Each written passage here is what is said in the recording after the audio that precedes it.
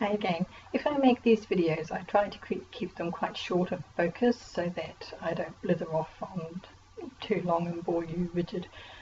Also because I tend to go off topic because my mind jumps around all over the place, so it's a way of helping me keep focused. I just wanted to start this course by saying when it comes to grammar, it's a subject I love.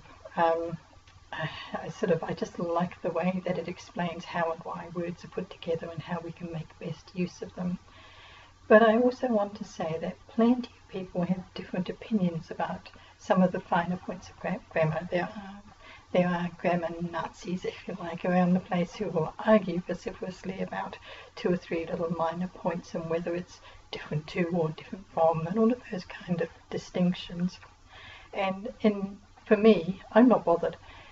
I think the important thing is to understand why we have grammar, which is to enable us to create prose that makes sense and says what we intend it to say, and to put words together in a way that the reader can gain our intended meaning.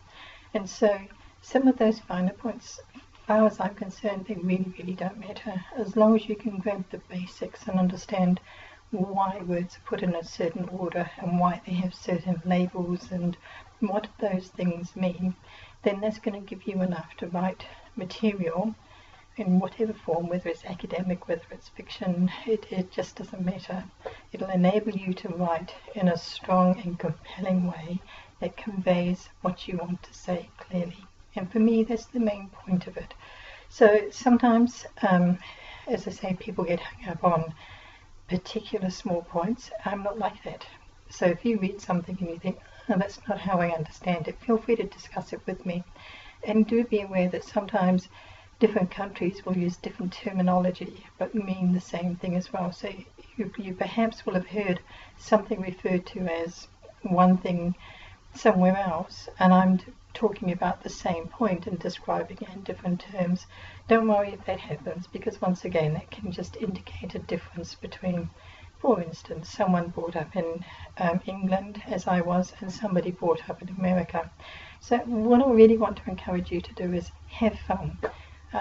Appreciate what grammar is all about. It's not just a set of rules to drive you nuts. It's a set of principles that you can use to achieve your writing goals. And as always, I say this about 1,000 times in every course, if you've got any questions, please don't hesitate to contact me. I really am very happy to help.